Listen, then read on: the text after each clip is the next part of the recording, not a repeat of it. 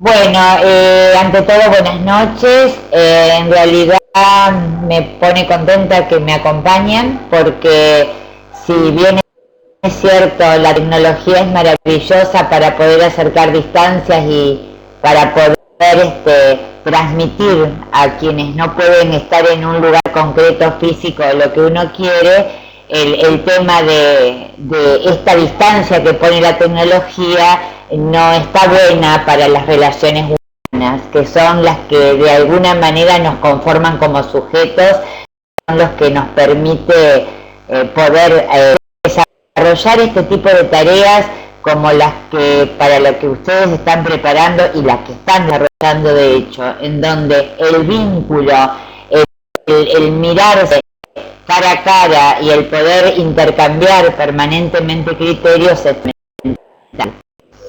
Bueno, yo había puesto como hoy que me parece eje de la materia, más allá que venimos desarrollando desde un inicio. Mi idea fue que ustedes de a poquito vayan pensándose y pensando a este nuevo hombre contemporáneo, a este nuevo hombre envejeciendo en una sociedad complicada, compleja, llena de matices, para poder entender justamente de qué hablamos cuando estamos hablando de una educación permanente y de qué hablamos cuando estamos hablando de la animación sociocultural. El otro día leía unos artículos y repasaba un poco de cuántas maneras tienen de denominarse a veces esto de los desarrollos comunitarios, de los abordajes con base en la comunidad, con cuánta teoría está desarrollada en torno a este tipo de metodología, porque no podemos hablar de ciencia, sino de metodología así basada en las ciencias sociales, en las ciencias políticas, que le dan sustento teórico, obviamente, a cualquier intervención de esta naturaleza. Ahora, ustedes previo al módulo tuvieron un módulo que se llama el de educación permanente. Yo en el foro compartí con ustedes, después que estuve leyendo atentamente cada uno de los aportes y de las indagaciones que hicieron ustedes en la comunidad, qué cosas existían en los ámbitos en donde ustedes viven en relación a este adulto.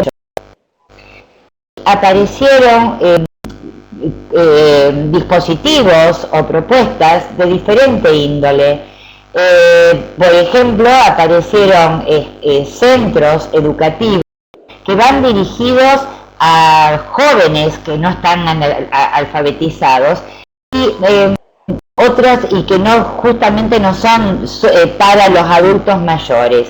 Y lo que quiero sí dejar claro es que cuando hablamos de educación permanente para el adulto mayor, diferente si estaríamos hablando para jóvenes que no han terminado su escolarización, para personas con discapacidad. Estoy hablando de personas mayores que han transitado un periodo de vida importante, que se han jubilado o que han desarrollado una actividad laboral o no, pero que tienen una etapa de su vida en la que deben mantener y gratificarse con las cosas que le ofrece la vida y fundamentalmente mantener funciones. Y para poder mantener funciones, una de las cosas fundamentales es el no movimiento, es la participación social, que no es solo la familiar, porque los roles en la familia también se van modificando. A medida que uno va ejerciendo, uno va perdiendo roles y los adultos mayores pierden cada vez alguno más.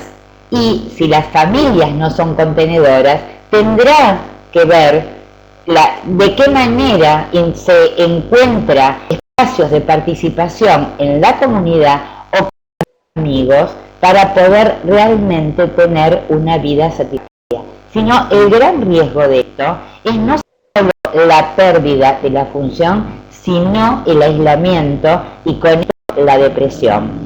Por esto es que estas metodologías o estas maneras de pensar al adulto mayor están tan en boga.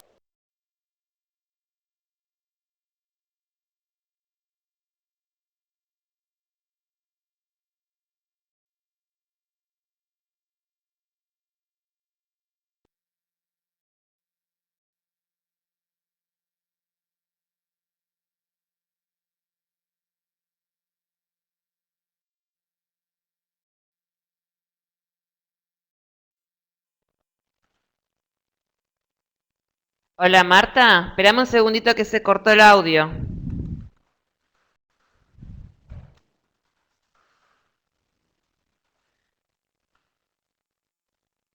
¿Me escuchás? A ver ahora.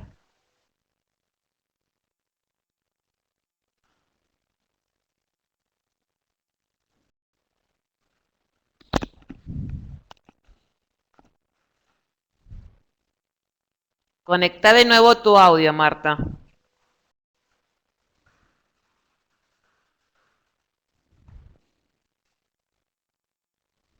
Que los... Ahí está. Ahí está.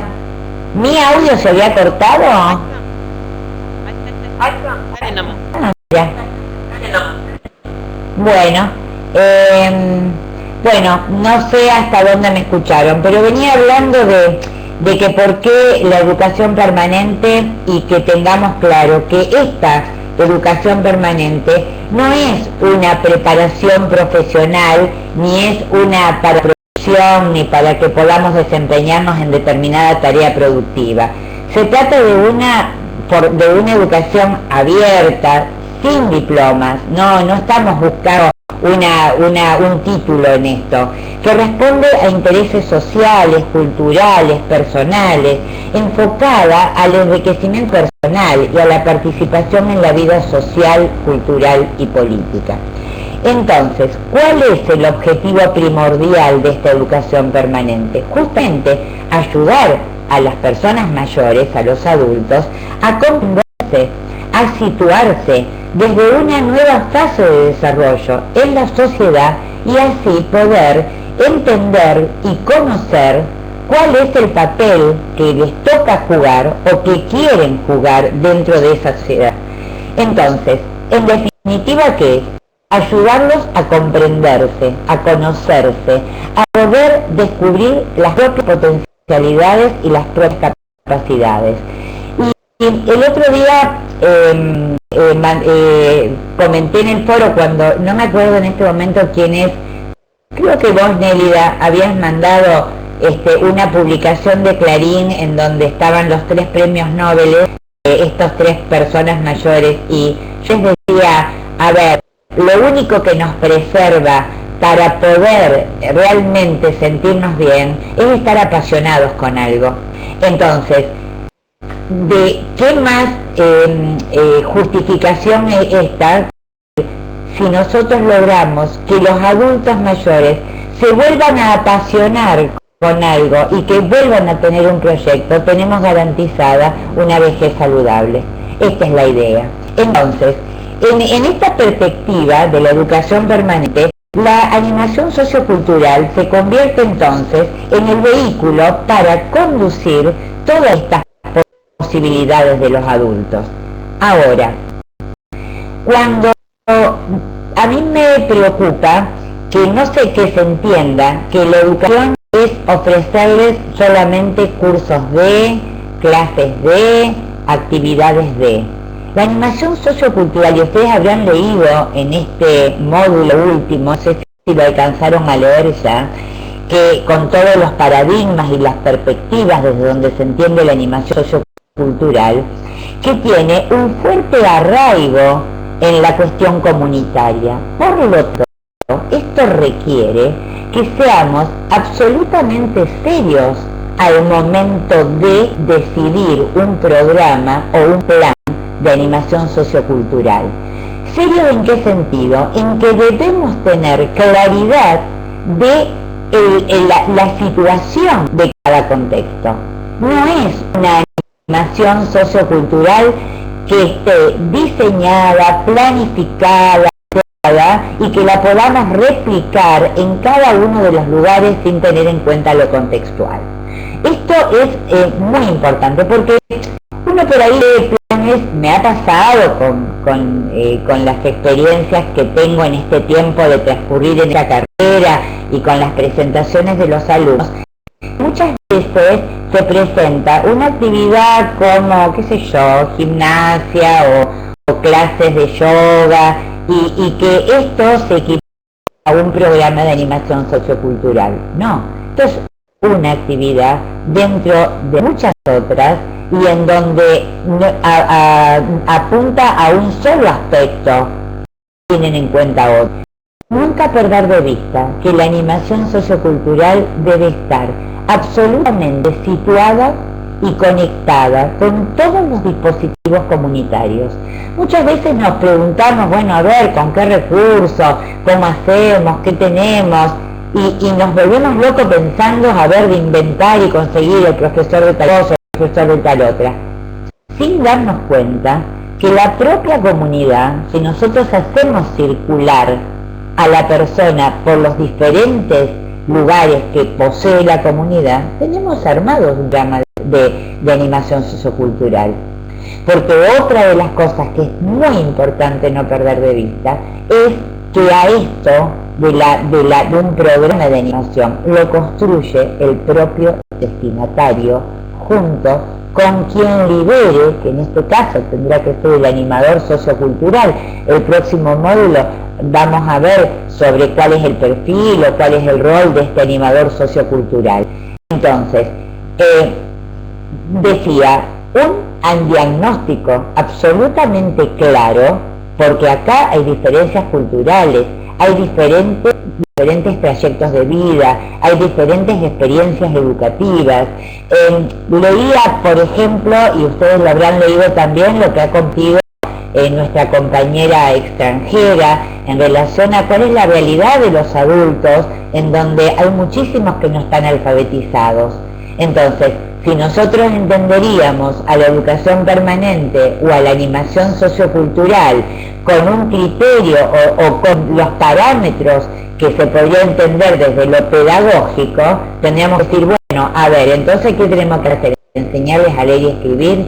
Y tal vez no, porque ya no sea el interés de. Tal vez lo que deberíamos hacer es preguntarle a estas personas qué cosas quedaron pendientes en su vida y qué cosas les gustaría seguir haciendo para poder seguir sintiéndose parte de esa comunidad a la que pertenece. Entonces, vamos a revisar para que cuando a la hora de ponernos a pensar en un programa de animación sociocultural, que es la intención que tengo a la que ustedes puedan arribar a partir de haber terminado este espacio curricular, esta materia, es poder armar justamente un programa de animación sociocultural. Entonces, vamos a tener en cuenta aspectos que son esenciales para esto y me voy a guiar con un apuntecito para no perderme. A ver, ¿qué es? Tenemos que tener en claro esto. ¿Qué es la animación sociocultural? Que el conjunto de acciones que están generadoras de participación y todas las otras definiciones que podamos encontrar. Pero hay algo que yo el otro día pensaba, ¿no? No se trata de entretener.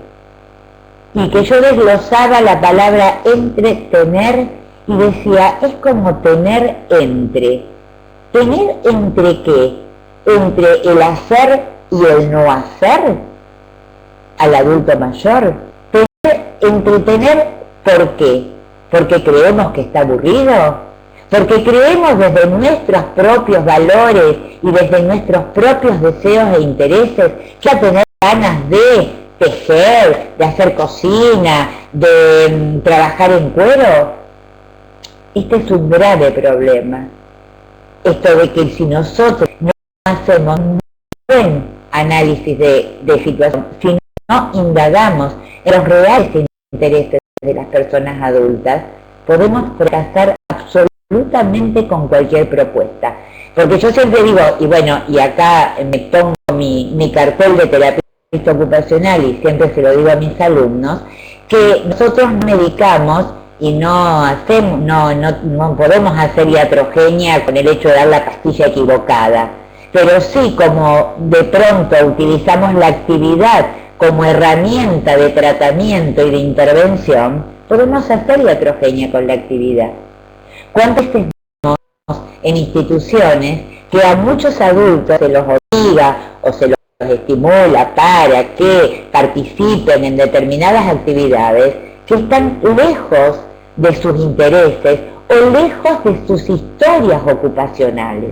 Esto es lo grave. Uno debe entender que de acuerdo a cómo nosotros hemos desarrollado nuestra vida y qué es lo que nos ha interesado, qué es lo que hemos aprendido, hasta miren, les diría hasta en el clima afectivo en que hemos aprendido a hacer determinadas actividades. Hay personas que detestan cocinar. Bueno, a ver, preguntémonos por qué. A ver, tal vez no hubo una amorosidad de una abuela que cocinó compartiendo un ámbito de amor y de que la comida es una manera de demostrar ese amor. Lo digo como ejemplo. Entonces decíamos, tener claro qué es, tener claro para quién vamos a armar ese programa. Y esto que tiene que ver con esto que yo les venía diciendo. Analizar, evaluar, ver esas personas qué es lo que necesitan, qué es lo que quieren y cuál es su historia. ¿En dónde? Esa es otra que de alguna manera hice mención. ¿Es necesario que ese programa tenga una localización física, digo en el sentido de sí, un lugar en donde uno pueda informarse, pero tendrá que funcionar en un edificio con horarios fijos o una convocatoria en diferentes ámbitos de la comunidad en donde sirvemos y en donde convoquemos para diferentes cosas que ya están hechas y que ya están ofrecidas por la comunidad? Y de esa manera vamos nucleando y nos vamos acompañando en esto de encontrarnos para determinadas cosas, y algunos se encontrarán para unas y algunos se encontrarán para otras. Después, ¿para qué? ¿Para qué lo vamos a hacer? ¿Cuál es el móvil? ¿A quién respondemos? ¿Nos lo pide una institución? ¿Nos lo pide un gobierno? ¿Nos lo pide la municipalidad? ¿Qué es lo que nos va a hacerlo? ¿Para qué? Entonces, eso también, porque esto va a determinar de alguna manera los objetivos. ¿Qué es lo que le interesa que me encarga este programa? Le interesa tenerlos detenidos, como a veces pasa muchísimo en las instituciones geriátricas. Les interesa que estas personas promuevan salud y promuevan participación. Porque, cuidado, este tipo de metodología y de lo que hace es promover la demanda. ¿Interesa que las personas empiecen a tener voz y empiecen a demandar? Esto es un riesgo. Esto es lo mismo que pasa en los hospitales psiquiátricos, por ejemplo. Si nosotros permitimos dar voz a aquellos que no lo tienen, nos pueden pedir aquello que no podemos dar. O las instituciones no responden realmente a las necesidades de personas. Entonces, bueno, esto también hay que ser consciente para decir, esto lo quiero o esto no lo quiero. Y esto dependerá también del posicionamiento ideológico de cada uno. Yo, ¿acuerdo con esto o no acuerdo? ¿Me sumo a este proyecto o no me sumo? No, yo gracias, de esto no quiero. Yo, si puedo esto, sí quiero, porque con esto estoy de acuerdo y esto me encanta. ¿Se entiende? Bueno, los objetivos, bueno, hay objetivos relacionados con los aspectos culturales, con aspectos sociales, con aspectos de participación, con aspectos personales. También educativo, puede haber personas que tengan ganas de seguir aprendiendo cosas y bienvenido sea. Otro de los elementos, ¿a cargo de quién? Bueno, ustedes se están formando como especialistas en gerontología, ¿no? Están haciendo una licenciatura que los va a habilitar para poder pensar esta problemática o pensar esta franja etaria con conocimientos, con bases teóricas, con fundamentos. No siempre tenemos la suerte de contar con personas formadas eficientemente y capacitadas para poder abordar. Entonces, hay mucha gente que trabaja voluntariamente y es absolutamente loable, pero lo ideal es que siempre haya alguien que comprenda la problemática, que sepa, que pueda guiar, que pueda orientar, porque además hay algo que es importante, también los que intervenimos o los que trabajamos debemos cuidarnos. Si nosotros no tenemos una formación teórica fuerte, esto nos puede hacer, nos puede dañar a nosotros, digamos, porque si uno no sabe para dónde va y por qué lo hace, puede también en nuestra subjetividad impactar. Porque no nos olvidemos que este tipo de poblaciones, o cualquier persona, ya sea o por enfermedad o por vejez, nos enfrenta a nuestro propio espejo. Esto que yo estoy viendo es lo mismo que a mí me puede pasar. Por lo tanto, esto moviliza. Hay quienes sostienen que quien no tiene asumida la propia vejez no puede trabajar con los viejos. O quien no tiene asumida, por ejemplo, o tiene una persona con discapacidad, no puede trabajar con un discapacitado. Porque la pena y vida, lo único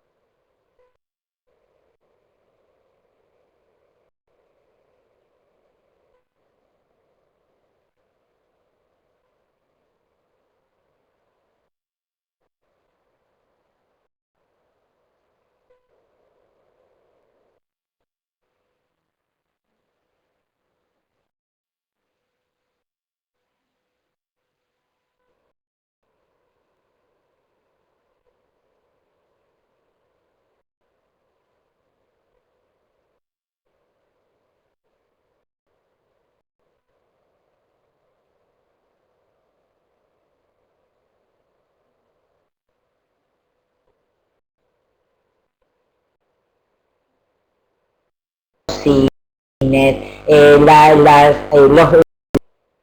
los clubes o los centros de gimnasia, los clases de natación, digamos, toda la comunidad, uno lo podría capitalizar y poder hacer un circuito que ayude. Esto cuando estamos hablando de personas que son autónomas, que están en un envejecimiento normal, que no es una patología que invalide. Ustedes cuando vieron que les hice hacer un ejercicio en relación a las personas adultas mayores con discapacidad. Bueno, esto es otra realidad, que también hay maneras de intervenir y también hay maneras de hacerlas participar. Cuando hablamos de estos programas de animación sociocultural, es para prevenir, para promover salud. Entonces, lo ideal es trabajar desde 60, 65 años en adelante. Acá Nelia me dice escucho, pero me gustaría participar. Cuando apagaré la computadora y reiniciaré con el auricular conectado, ya que no lo reconoce.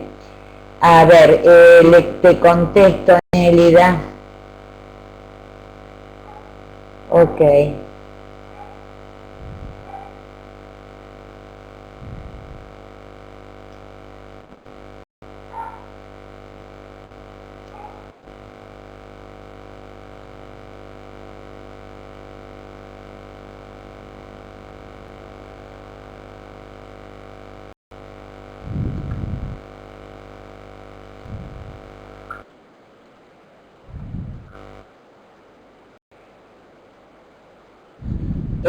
Gustavo, me gustaría que si tenés alguna pregunta, sí, me encantaría escucharte, la verdad.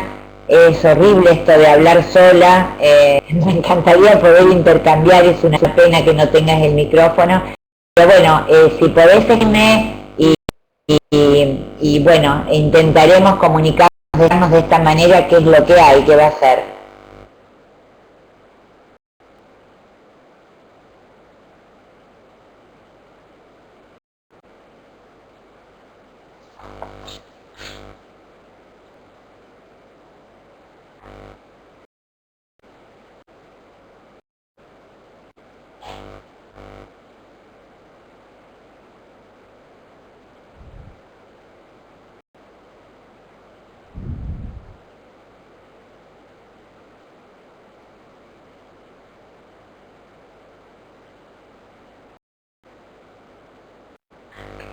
Sí, Gustavo, por supuesto.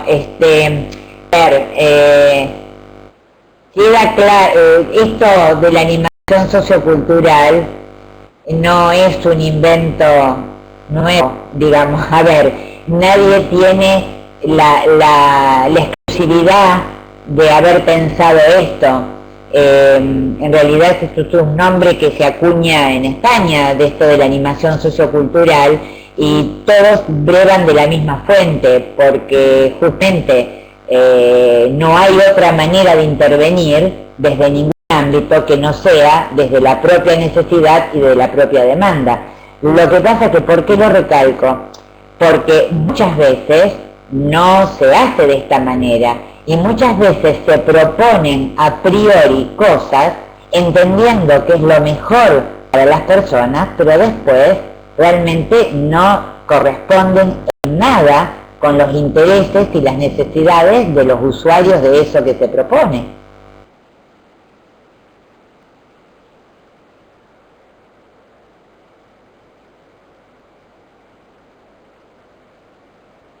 Sí, claro.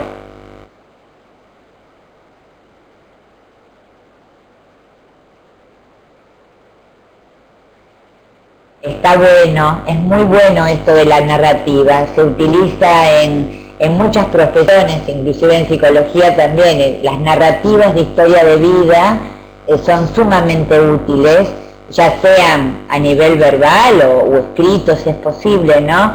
Porque lo interesante de esto es que las personas pueden poner en palabras lo que es esencial, digamos, uno habla de lo que realmente le importa. Entonces esto nos ayuda a poder entender más a quien hemos enfrente y qué es lo que necesita.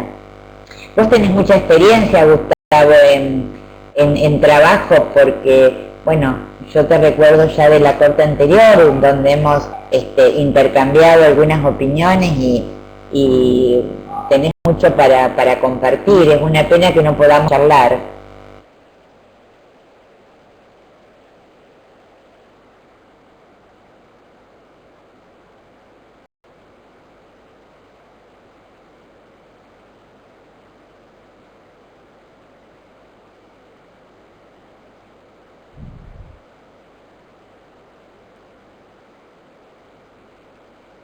Bueno, claro, todos estamos permanentemente en aprendizaje, digamos, no hay nada, por eso gracias a Dios existe la educación permanente, pero lo que pasa es que eso tiene que ver con una actitud de vida. Uno puede decidir, hasta acá quiero y hasta acá sigo. Esto es lo que va a hacer la diferencia entre un buen envejecer y un mal envejecer, si podríamos decirlo de alguna manera. Así que si vos estás en continuo aprendizaje, como yo, que siempre estoy movilizada y demás, bueno, tal vez tengamos un buen envejecer. Un grupo operativo con adultos mayores de donde aprendo mucho, coordinando. Qué bueno, es mi propósito. ¿Y a cómo surgió esto del grupo operativo? ¿Fue demanda de alguien? ¿Fue una propuesta tuya? ¿Fue porque había un grupo y ya pensaste que esto era lo más importante? ¿Cómo fue? Hola Nélida, volviste.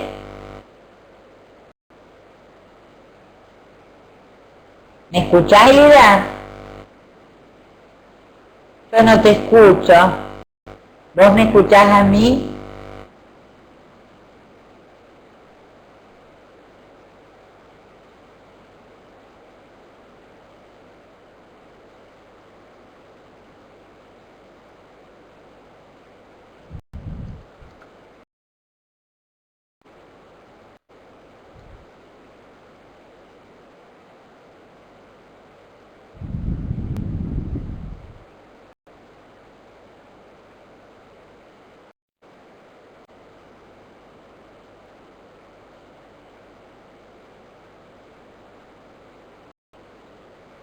Ah, mirá qué interesante.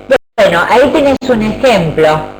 Digamos, aparece la demanda en una sociedad de fomento que se estaba agrupando por el canto coral. Había un objetivo concreto, autogestionado, que esto es maravilloso porque la motivación es diferente, no es algo que nosotros tenemos que convencer, ni explicar, ni decirles, ay, bueno, miren, esto va a ser maravilloso, anótense y síganos porque nosotros les ofrecemos lo más divertido y lo mejor y la propuesta fantástica. Entonces está bueno porque nace de ellos. Ahora, dependerá de tu habilidad como coordinador de poder detectar en el grupo otros intereses, otras potencialidades y otras habilidades para que ellos puedan ser también autogestores de otras propuestas y ellos mismos sean los constructores de esta búsqueda en la propia comunidad de que otros espacios son para ellos y les pertenecen y que se puedan apropiar de esos espacios, en donde además pueden contribuir con las relaciones intergeneracionales que son maravillosas, en donde esto, a ver, el otro día leí un libro que se llama Economía Consciente, ¿no? De Traverso, el hijo de una amiga, y él hace todo, él es contador y él hace un planteo, y entonces él decía que realmente lo que uno debe hacer es poder desarrollar nuestros talentos y nuestras habilidades, siempre, a lo largo de toda nuestra vida. Lo único que nos preserva de poder tener calidad de vida, que es un poco relacionado a lo que hablábamos de la pasión. A ver, si uno está apasionado, uno está feliz. Y uno tiene una motivación.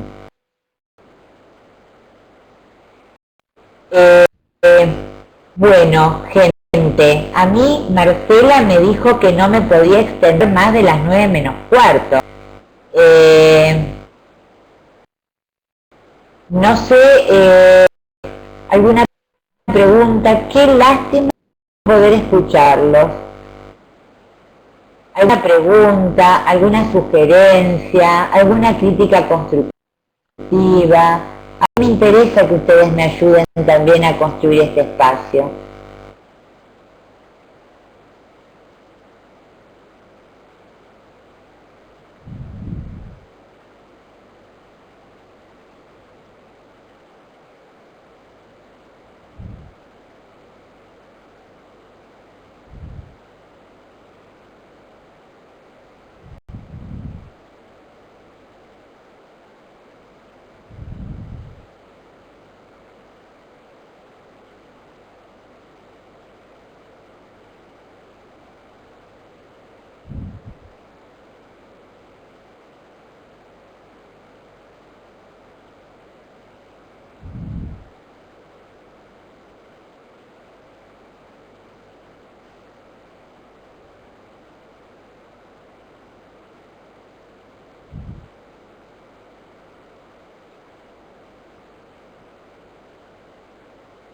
Sí.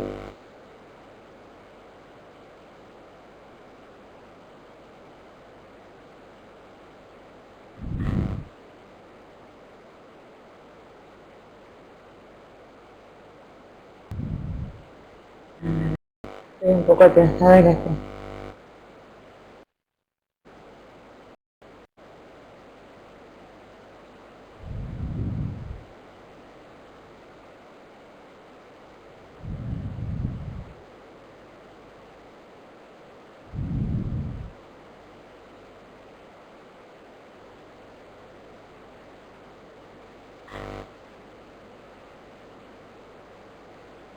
Bueno, me alegro que les sirva el material.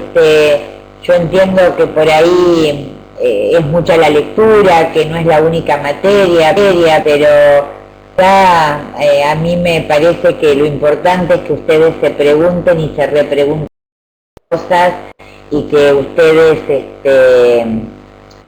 se cuestionen permanentemente su propio accionar y que vayan descubriendo, mirando atentamente a los adultos que tienen enfrente, qué es lo que le están pidiendo. Creo que esta es la clave para que no nos equivoquemos, ¿no? Y bueno, en realidad es esto. Yo la verdad que lamento enormemente no poder escucharlos. A ver.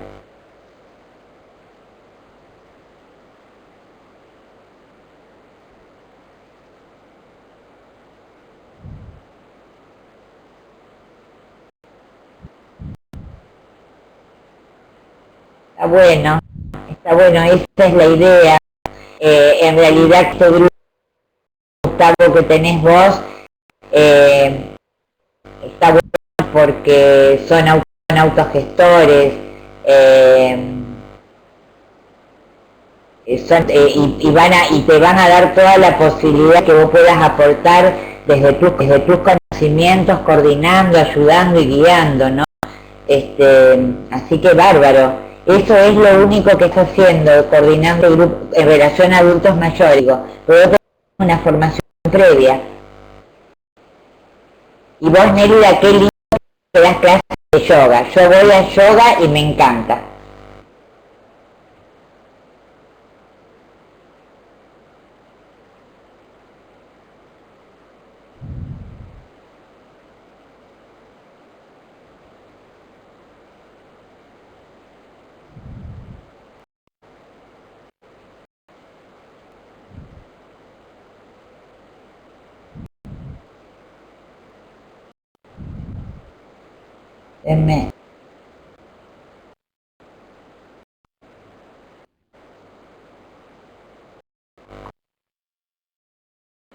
Bueno, por momentos se me tilda el chat a mí, pero bueno, a ver.